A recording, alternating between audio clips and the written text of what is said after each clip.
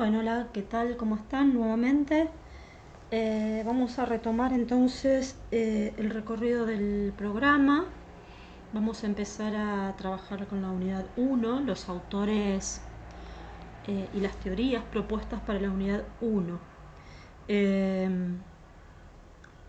Van a ver que la unidad 1 está planteada como las bases teóricas para poder pensar la semiótica y particularmente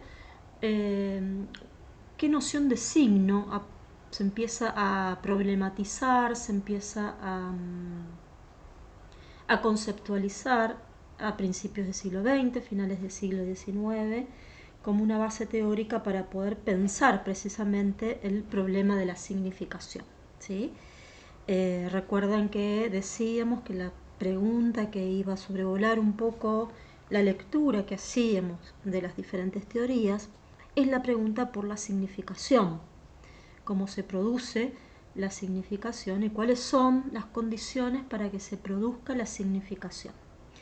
Entonces, en esta unidad 1 vamos a conocer dos autores, dos teorías que a finales del siglo XIX, a principios del siglo XX, en el contexto del positivismo, comienzan a desarrollar, a teorizar, a conceptualizar acerca de una noción de signo, que es el signo y que es la significación o cómo participan los signos en el proceso de la significación.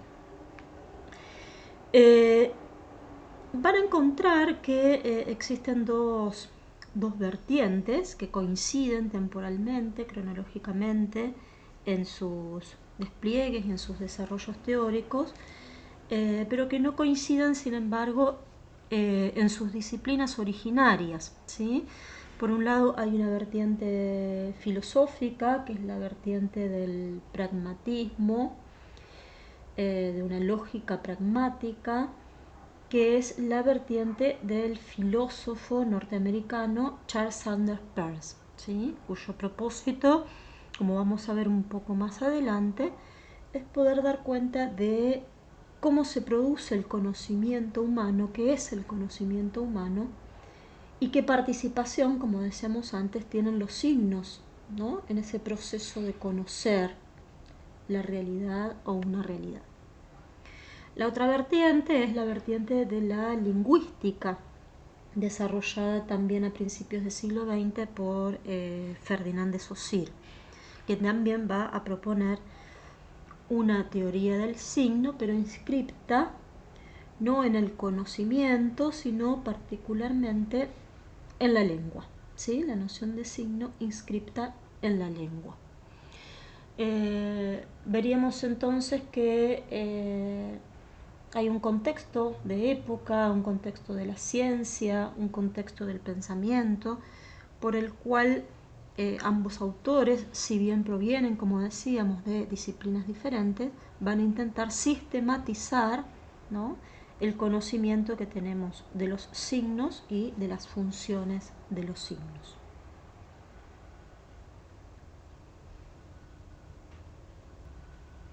Bueno, muy bien, decíamos entonces que una de las vertientes fundacionales de la semiología es la vertiente lingüística desarrollada por el lingüista suizo Ferdinand de Saussure en los primeros años, en las primeras décadas del siglo XX.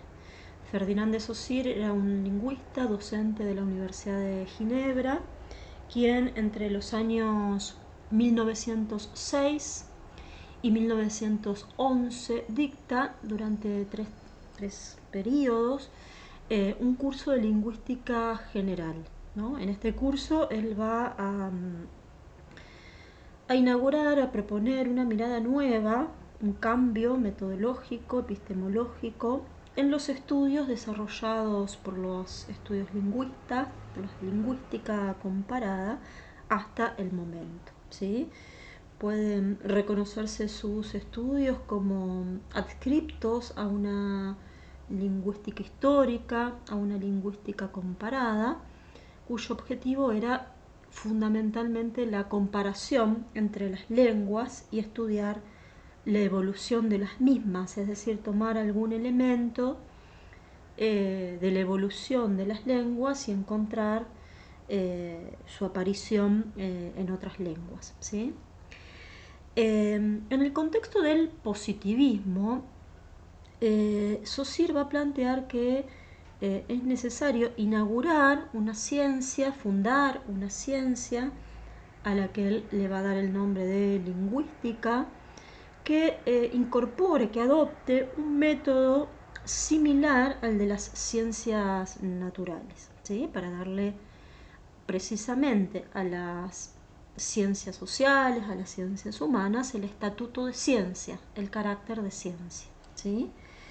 Es un poco el recorrido que plantea también Auguste Comte para la sociología, ¿sí? Nosotros sabemos que las ciencias naturales fundamentan su rigurosidad a partir de definir un objeto propio y un método propio, ¿sí? El método propio de las ciencias naturales es el método de la observación, ¿sí? Se observa una determinada realidad para poder a partir de allí sistematizar ciertas regularidades, encontrar ciertas regularidades y formular reglas, ¿no? Reglas que den cuenta de una determinada sistematicidad en el funcionamiento del orden de lo natural. Ahora bien, entonces Saussure va a tratar de trasladar estas bases epistemológicas a las ciencias naturales, particularmente a las ciencias sociales, particularmente a los estudios del lenguaje, y va a decir, bien, el primer objetivo entonces que tenemos es el de definir un objeto propio de la lingüística y un método.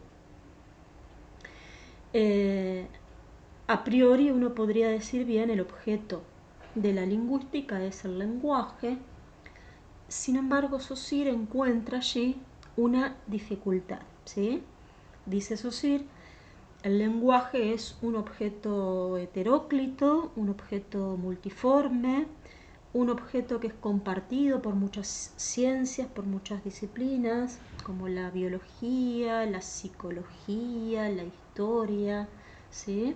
Es decir, hay muchos puntos de vista a partir de los cuales es posible abordar un estudio del lenguaje, y la lingüística, plantea Saussure, si pretende ser una ciencia, entonces deberá definir un objeto propio, encontrar un objeto propio. Y allí es donde va a aparecer una de las primeras postulaciones, uno de los primeros axiomas representativos de la teoría de Saussure, ¿no? Él va a decir, a diferencia de las ciencias naturales, en las ciencias sociales, el punto de vista no está dado, el objeto no está dado de antemano, sino que es el punto de vista el que crea el objeto, ¿sí? Es decir, el modo en el que el científico tiene de delimitar, de definir, de caracterizar, de conceptualizar un objeto es la misma representación del objeto que nosotros vamos a tener, ¿sí? Es decir, un objeto de estudio entonces se constituye, se conforma a partir de un modo de abordarlo, de un modo de definirlo, de un modo de conceptualizarlo. Por esto va a decir, para poder delimitar, para poder definir este objeto de estudio, la lingüística tiene que tener también un método propio. Y ahí va a aparecer la segunda dificultad para Saussure, ¿no? Si el lenguaje es esta realidad de la que participan muchas disciplinas, que puede ser abordado a partir de una enorme cantidad de características o definiciones que no siempre son coincidentes, va a decir entonces, Saussure, necesito encontrar un modo específico de la lingüística para abordar esta realidad, para abordar este objeto, y para ello necesito encontrar un principio de clasificación, ¿sí? Necesito encontrar un principio de clasificación, es decir, un método propio para describir y por lo tanto para construir un objeto. El método que va a instaurar y establecer entonces Saussure es el de el pensamiento dicotómico, las dicotomías, es decir, caracterizar algo a partir de un sistema de oposiciones. Sobre esta realidad compleja y heterogénea que es entonces el lenguaje, va a decir Saussure, hay aspectos que son sociales y aspectos que son individuales, hay aspectos que son cambiantes, ¿sí? Y hay aspectos que permanecen en el tiempo, hay aspectos que se pueden describir porque son normativos, porque son regulares, y hay aspectos que responden a ciertas particularidades históricas, concretas, individuales. Hay aspectos que son mentales y hay aspectos que son fisiológicos. Y a partir de esta clasificación entonces es que va a distinguir dos objetos, ¿sí? A todas aquellas características que respondan al carácter social, homogéneo, normativo, mental, abstracto del lenguaje, le va a dar el nombre de lengua, y a todas aquellas cualidades o características que son individuales, que cambian con el tiempo, que responden a cuestiones físicas, fisiológicas, históricas, ¿sí? Le va a dar el nombre de habla, ¿no? Entonces la lengua no se define de otra forma más que como oposición al habla o en oposición al habla, ¿sí? Entonces, decíamos, sobre esta totalidad, esta realidad heterogénea que es el lenguaje, Saussure establece un principio de clasificación basado en las oposiciones, basado en las dicotomías, y a partir de allí logra instaurar un orden en la heterogeneidad del lenguaje, ¿sí?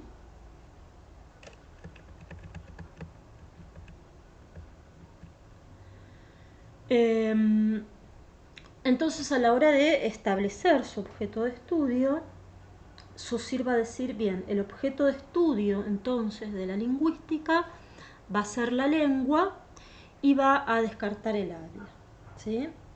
¿Por qué va a tomar a la lengua? ¿Por qué va a tomar estos aspectos del lenguaje para estudiar?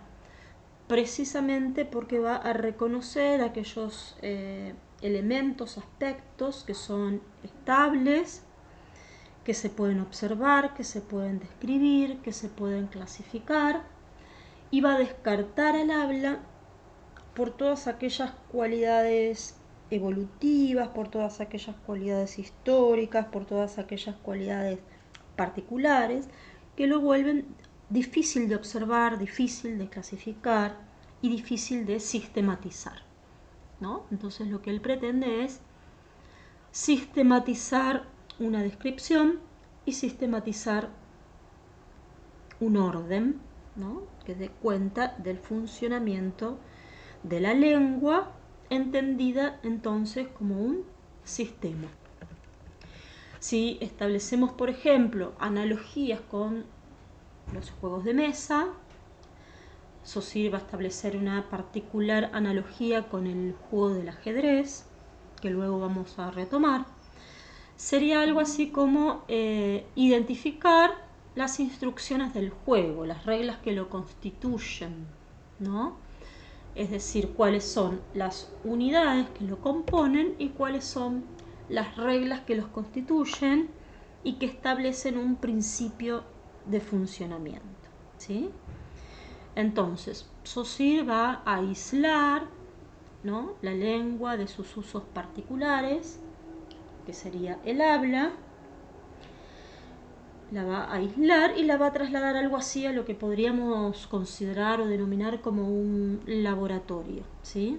No va a estudiar el lenguaje en su evolución, sino precisamente un estado de lengua, ¿sí? Esto que se llama un recorte en la evolución del sistema de la lengua. La lengua en un estado sincrónico, ¿sí? En un momento de la lengua. Insisto, que es casi el mismo método del científico cuando extrae, ¿sí?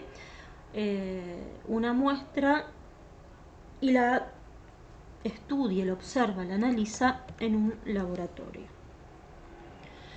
Entonces, como ha señalado Benveniste, que es uno de los que ha continuado este objetivo, este objeto de fundar una ciencia que sería la lingüística, que se ocuparía de describir las características que son comunes a todas las lenguas. Por eso la lengua es un concepto abstracto, no estamos hablando de los idiomas, sino de las lenguas, que es Émile Benveniste, el lingüista francés. Émile Benveniste escribe un artículo sobre Saussure en el que él mismo menciona esta particularidad del pensamiento dicotómico de Saussure, ¿no? Va a decir Benveniste: Saussure considera el lenguaje como un objeto doble, donde cada una de sus partes no vale sino en función de la otra o en oposición a la otra. Es decir, que las partes no valen por sí mismas ni por su realidad sustancial, sino por el hecho de oponerse a otras. Saussure plasma este doble enfoque en la formulación de una serie de dicotomías, ¿sí? Lenguaje-lengua, lengua-habla, significante-significado, diacronía y sincronía, y relaciones sintagmáticas y relaciones asociativas, ¿no? Entonces, volvemos.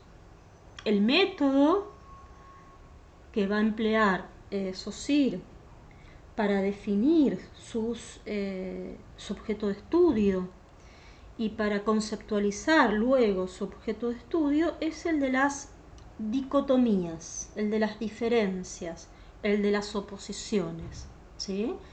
No hay entidades en sí mismas, sino que una cosa se define siempre en oposición a otra, ¿sí?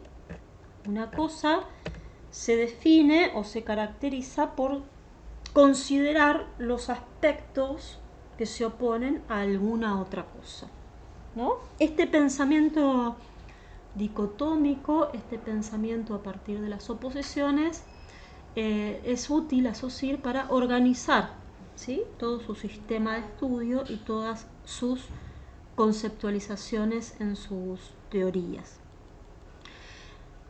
Entonces, al tomar a la lengua como objeto de estudio de la lingüística, Saussure va a decir: la lengua es una totalidad en sí y un principio de clasificación, ¿sí? Es decir, la lengua es un objeto que es suficiente, que es autónomo, para poder dar cuenta, para poder explicar de manera exhaustiva la producción de la significación, porque es al mismo tiempo un principio de clasificación, ¿sí? Es decir, no solamente elige este método de las dicotomías para poder establecer un objeto, no solamente va a oponer cualidades y rasgos de la lengua y el habla, sino que al mismo tiempo esta idea del principio de clasificación va a ser inherente a la propia constitución del objeto de estudio que es la lengua, ¿no? Entonces, ¿qué es la lengua? Es una totalidad en sí, es decir, se puede considerar de manera autónoma, se puede explicar por sí misma, y porque es al mismo tiempo, o la constituye al mismo tiempo como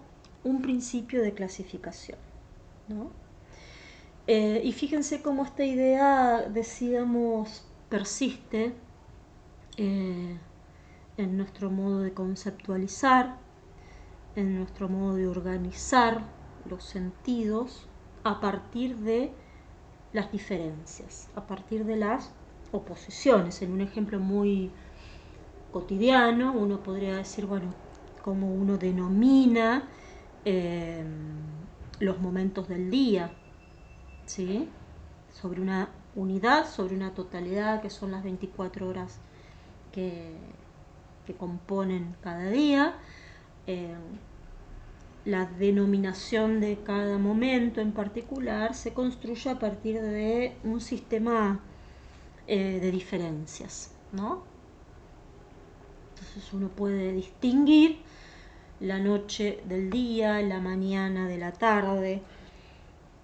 Ese momento distintivo entre la mañana y la tarde está identificado por un tercer momento que sería el mediodía. Y nosotros vamos a encontrar que no están esos momentos del día definidos de antemano, sino a partir de un sistema de diferencias, ¿no? Que es la mañana, lo que es antes del mediodía, que es la tarde, lo que estaría después del mediodía, que es la noche, aquello que se opone al día, ¿sí? Es decir, eh, son definiciones conceptuales, son definiciones abstractas y son definiciones que son, por supuesto, también relativas, ¿sí? Es decir, que no responden a otra cosa más que a ese orden de clasificaciones. Y bien, decíamos, a partir de este ejemplo cotidiano, podríamos decir que reconocemos cómo prevalece este sistema de clasificaciones casi en todas las conceptualizaciones que nosotros realizamos, ¿no? Entonces, sobre todo en nuestra cultura, eh, una de las críticas que hacemos a nuestra cultura, a nuestra argentinidad, es precisamente estas, el basar nuestra identidad, nuestra pertenencia en fuertes dicotomías, ¿no? Entonces, hasta hace muy poco, el año pasado, escuchábamos, bueno, o Messi o Maradona, o Messi o Cristiano Ronaldo, y le atribuimos a cada uno de ellos cualidades o características opuestas al otro. Uno se define o se caracteriza o se conoce por oposición al otro, ¿no? Sus cualidades o sus atributos. Y decíamos entonces que a veces en el pensamiento contemporáneo, que precisamente va a intentar deconstruir, ¿no?, estas dicotomías, estas oposiciones, poner en cuestión, incluso desde la sociología, ¿no?, poner en cuestión estos binarismos, ¿no?, estas oposiciones, para introducir una tercera vía, para deconstruir los binarismos e introducir una tercera vía. Pero sin embargo no dejamos o no podemos prescindir, o es difícil prescindir absolutamente de las clasificaciones, ¿no? Cuando uno se inscribe, por ejemplo, en alguna página, en algún servicio de salud, o en una obra social, o en alguna universidad, a través de algún formulario, vamos a ver que siguen apareciendo definiciones y clasificaciones vinculadas, por ejemplo, ya no al sexo, sino al género, ¿no? Y cuando tranquilamente podríamos también prescindir de aquella clasificación. Sin embargo, aquella clasificación parece seguir siendo constitutiva de algo, ¿sí? Entonces tenemos una larga lista de opciones, ¿no?, en las cuales inscribir nuestra identificación de género, pero que sin embargo no deja de prevalecer un sistema de clasificaciones, ¿no?, un sistema de clasificación dominante. Me ha pasado, por ejemplo, hasta hace muy poco, de llamar por una urgencia, por una guardia, para solicitar un médico a domicilio por alguna urgencia, y donde las primeras 5 o 10 preguntas de estos sistemas automáticos de chat estaban direccionadas, por ejemplo, a cuestiones de género y de identificación de género, y no hacia la cuestión puntual del llamado, que era solicitar un servicio de emergencia, ¿no? Es decir, hay como un sistema de clasificación que, si bien se ha modificado, que todavía sigue siendo constitutivo, ¿no?, de un orden social. Por ejemplo, uno puede entrar a un aula, ¿no? Uno como docente, cuando entra a un aula, cuando descarga el listado de docentes, de alumnos o de estudiantes que cursarán una materia en un determinado año, en una determinada sede de una facultad, si bien a lo largo del cursado de los encuentros se pueden establecer vinculaciones personales e individuales, la primera aproximación que tenemos a volvemos a esta realidad heterogénea, es el de un sistema de clasificaciones, ¿no? Entonces uno puede pensar a un grupo humano que se encuentra en un aula como estudiantes o como chicos y chicas, según las edades, según las carreras que estudian, según aquellos que trabajan y los que no trabajan, los que participan en algún movimiento político o algún movimiento estudiantil y los que no, los que cursan la materia por primera vez y los que son recursantes, los que residen en la ciudad y los que residen en otras ciudades, ¿no? Es decir, siempre partimos y nos regimos por algún sistema de clasificación o algunos sistemas de clasificación, y a partir de allí asignamos una significación, ¿sí? Entonces va a decir Saussure en su definición de la lengua como objeto de estudio de la lingüística, que la lengua es un sistema de signos, es decir, la lengua es un sistema de clasificaciones que expresan ideas, ¿sí? La lengua es un sistema de signos que expresan ideas. Y allí entonces nos vamos a encontrar nuevamente con las oposiciones, ¿sí? Por un lado, el sistema de signos, y por otro lado, las ideas que expresan. Es decir, que las ideas son posibles y son expresadas en y por el sistema de la lengua. Según Saussure, las ideas existen y pueden ser expresadas en tanto existe el sistema de la lengua. Es decir, las ideas son expresadas en y por el sistema de la lengua, ¿no? Y va a comparar Saussure al sistema de la lengua con otros sistemas de significación, como puede ser la escritura, el alfabeto de los sordos mudos, los ritos simbólicos, las formas de cortesía, las señales militares. Solo dice Saussure que la lengua es el más importante de esos sistemas, el más importante, el más complejo, el más desarrollado.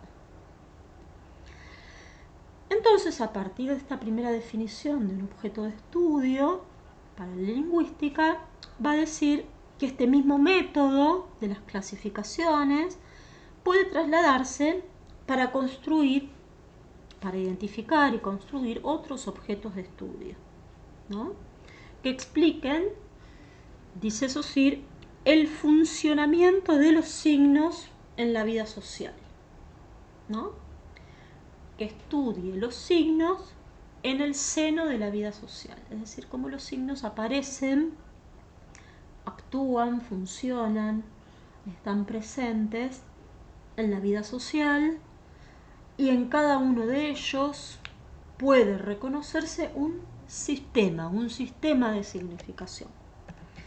Entonces dice Saussure que la lingüística debería formar parte, si se quisiera, de una ciencia más amplia que debería, él lo dice de este modo, lo dice potencialmente, que debería ser la semiología y que la semiología debería formar parte de la psicología social, ¿no? Y por lo tanto de la psicología general, ¿no? Es decir, a partir de la lengua, ¿sí? Saussure propone que se traslade ese método para poder identificar sistemas de significación que rigen el orden de lo social, ¿no? Saussure lo deja planteado allí a principios del siglo XX y ya a partir de los años 60, a partir de los años 70, quien va a retomar y va a desarrollar este proyecto, esta propuesta de Saussure es precisamente, con algunas observaciones, Roland Barthes, ¿no? El semiólogo francés Roland Barthes, quien sí le va a dar el nombre de semiología, ¿no?, a sus estudios, y los va a fundamentar precisamente a partir de esta noción también de sistema de Saussure.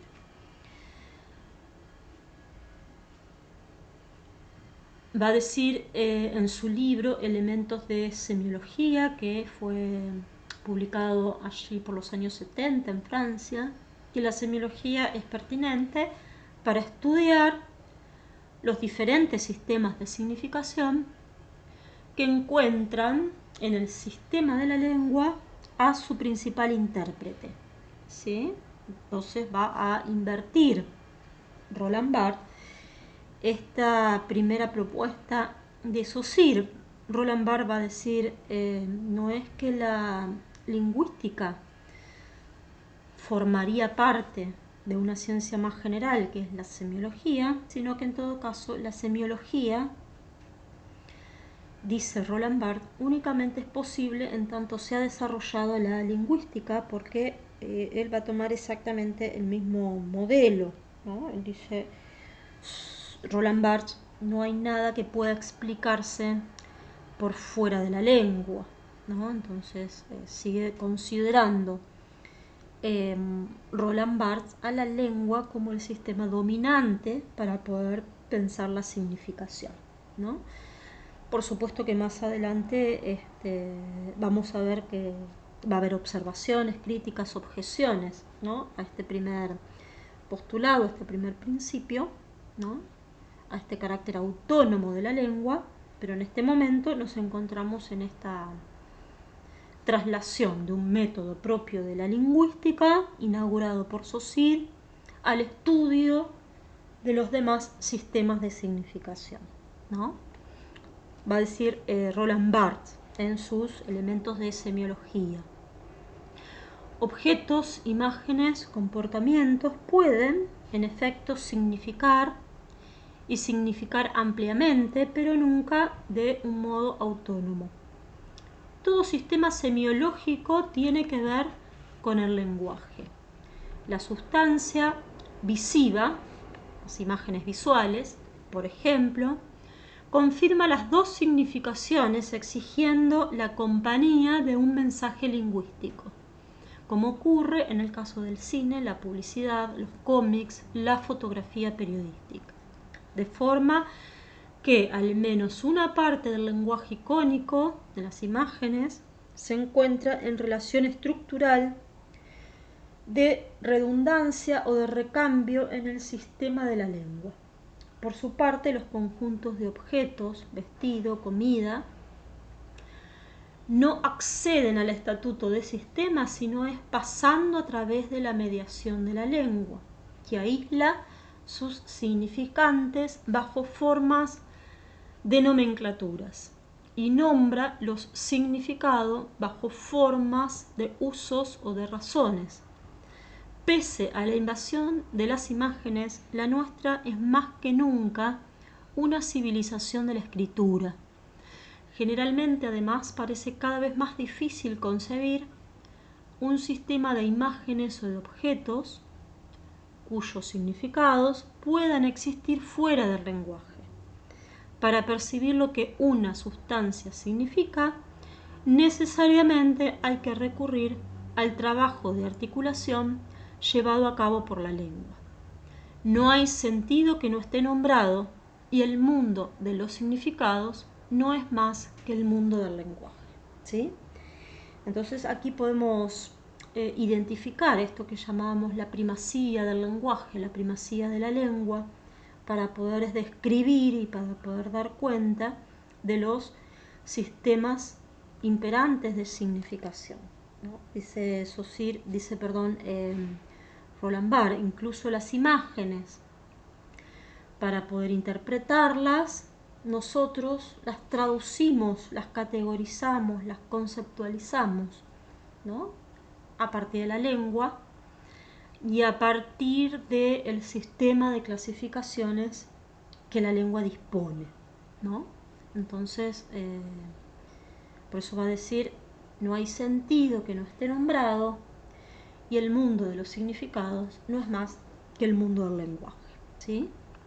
Más adelante veremos otras teorías en las cuales esta idea, como decíamos, puede ser revisada, ¿no? Entonces, ya para ir concluyendo, vamos a estudiar la lengua en tanto que un sistema de clasificaciones, es decir, la lengua como un sistema de diferencias. Para Saussure, la significación está dada por la diferencia, ¿no? Significar es reconocer y nombrar una diferencia, ¿no? Esto que nosotros normalmente llamamos las etiquetas, etiquetar, ¿no?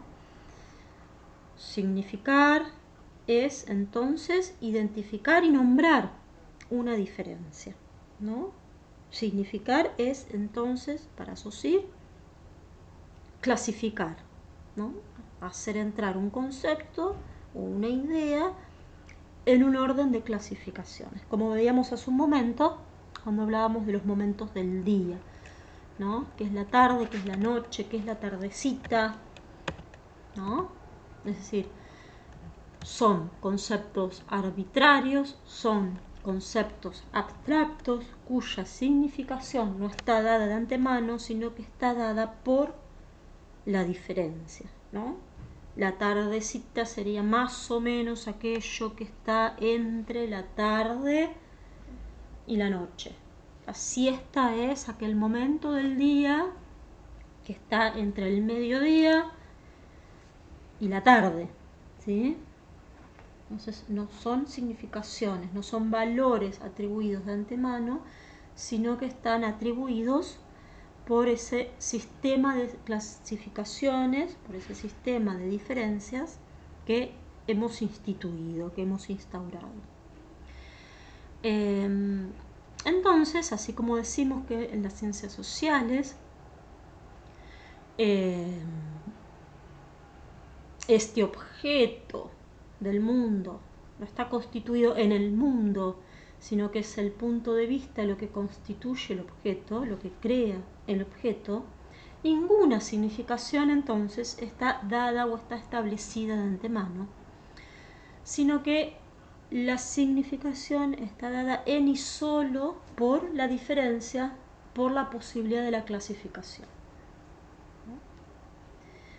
Yo les propongo aquí algunos ejemplos. Por ejemplo, si recorremos una página web, si recorremos la página web de la facultad, el conocimiento que nosotros tenemos de aquello que la facultad ofrece está organizado a partir de clasificaciones, a partir de diferencias, ¿no?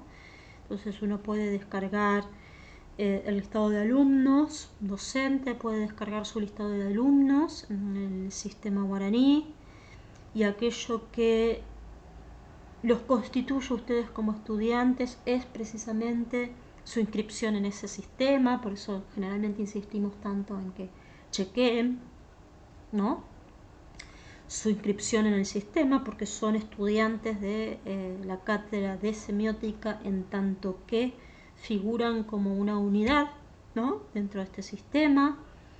y este sistema se organiza por una multiplicidad de principios de clasificaciones, ¿no? Entonces el docente encuentra el día, el nombre de su comisión, el día del cursado, el aula en la que van a cursar, el año en el que se dicta la cátedra, la sede en la que se dicta la cátedra, el docente a cargo de la misma, los estudiantes que componen esa comisión, el orden alfabético para identificar a los estudiantes en esa comisión, el número de legajo, ¿no?, de aquellos estudiantes y algunas referencias de contacto de los estudiantes, ¿no?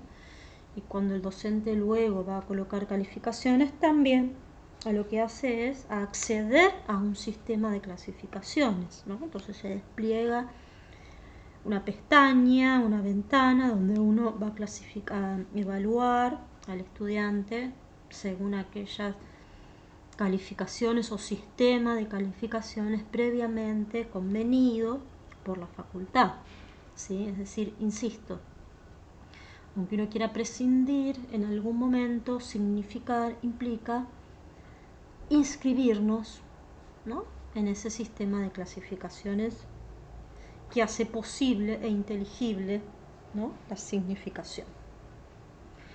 Bueno, lo mismo si accedemos al catálogo de la biblioteca, lo mismo si accedemos a la organización institucional de la facultad, su organización en sedes, su organización en carreras, su organización en departamentos, el departamento de alumnos, el departamento docente, las autoridades, ¿no? Hemos inscrito, hemos incorporado, hemos naturalizado hasta tal punto ese sistema de clasificaciones que nos movemos con bastante comodidad, ¿no?, a través de ellas para poder pensar la significación. Entonces, hasta aquí llegaríamos por ahora. La semana que viene, en el próximo video, vamos a estar profundizando en la noción de signo como unidad del sistema de la lengua, cómo define, cómo conceptualiza, asocia el signo y algunas características, ¿no?, del signo lingüístico según Saussure, ¿sí? Es decir, que la próxima semana ya estaríamos finalizando con estos primeros recorridos acerca de la teoría de Saussure. Y estaríamos encontrándonos también el día miércoles a las 14 horas en el espacio de tutorías, como les he mencionado la semana pasada en un breve encuentro que tuvimos. Recuerden que el espacio de las tutorías tiene sentido precisamente si nosotros ya hemos visto las clases, ya hemos leído los materiales y podemos discutir, podemos conversar, podemos profundizar acerca de alguna de las ideas allí planteadas, ¿eh? Es decir, en las tutorías no vamos a dictar clases, no vamos a desarrollar contenidos, sino que vamos a recuperar algunas de las dudas o interrogantes o dificultades que ustedes estén teniendo para poder trabajar con algunos conceptos. Bien, esto es todo entonces por hoy y nos estaríamos encontrando el miércoles a las 14 en el espacio de tutorías y les voy a pedir que estén atentos a sus correos electrónicos porque allí tendrán un recordatorio y algún instructivo respecto de cómo acceder a la tutoría. Buenas tardes y muchas gracias.